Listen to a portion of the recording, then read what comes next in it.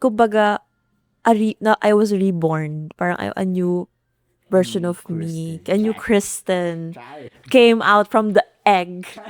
Akala ko egg, balut pala kami. Balut. Literal na egg siya, pero balut. Kasi balut of Pateros yun. Yeah. Gets yun. Pateros is known for its balut po. Gets yun na. So, Yeah.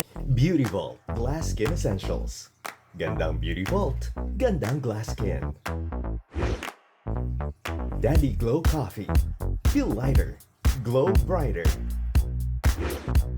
Urban Smiles Dental Clinic, where beautiful smiles are made. Eventista, leading worldwide platform optimizing revenue for entertainment, events, and artists. Fitness 8, where your fitness journey begins. Aquila Crystal Palace Tagaytay. Experience romance in the air.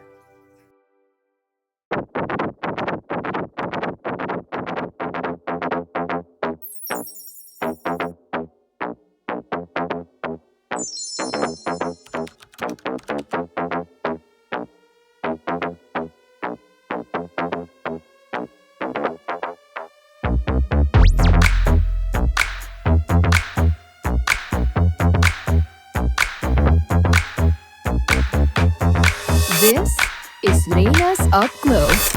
Watch out for Isabella Ortega. I have an unfinished business. Mas pasabog siya this year. I'm a perfect mixture of sexy and cute. I'm able and capable. Because I ate.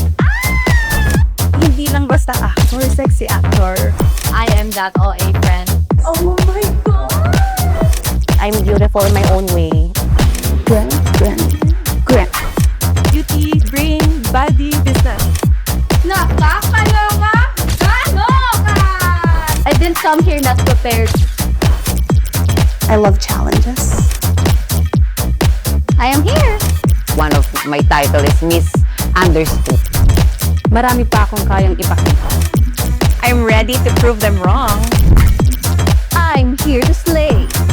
I am ready for this. Iba na ang laban ko. So, abangan niyo lang ako.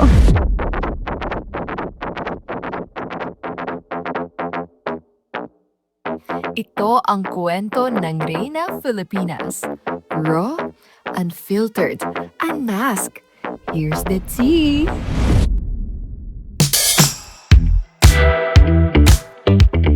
kumusta experience mo? Kagabi, very super fun. Una, nung nasa loob ako ng itlog, kinakabahan ako kung paano ako lalabas. Pero, before pa lang pumasok sa loob, nag-rehearsal muna ako, nag-practice muna ako saglit. And then, turns out, good thing, wala namang any problems or anything sa pagbuhat ng mismong itlog, and then sa paglabas ko. Kasi medyo, unstable siya sa loob. So, medyo diyahado pa ako if magiging okay ba yung entrance ko, ganyan. Pero, Okay.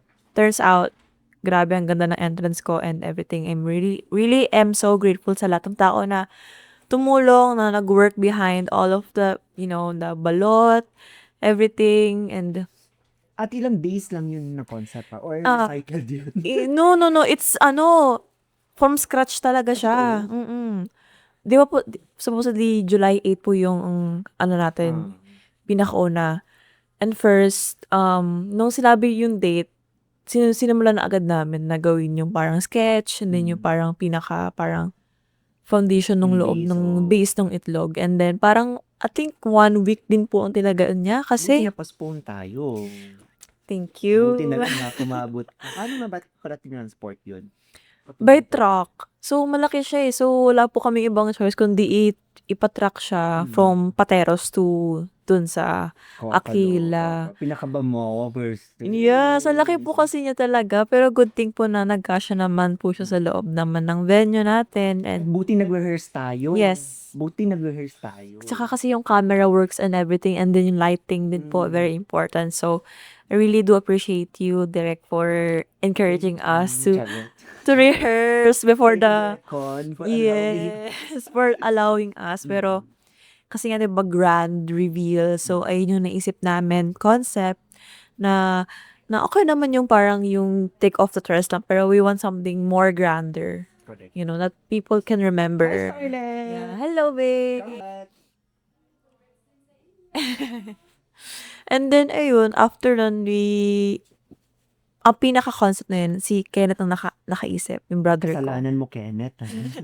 Siya ang mastermind behind all of everything. Siya, alam mo ba, like, hindi mo pa alam. Siyempre, hindi ko pa sasabi sa'yo eh.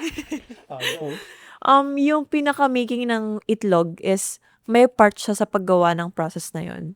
Kasi, di ba, base muna. So, yung base na yun is, kahoy po siya, and then may parang, alambre. So, meron nakitang siya mismo gumagawa, and araw-araw po siya nandoon sa Pateros para i-oversee, parang makita yung process po ng paggawa, and then, siya mismo yung pupunta sa Divisoria para mamili ng tela, ng mga kailangan, everything. Kano nagastos mo na? No comment, please. Bawal. Bawal. Pero, grabe, worth it yung lahat ng pagod.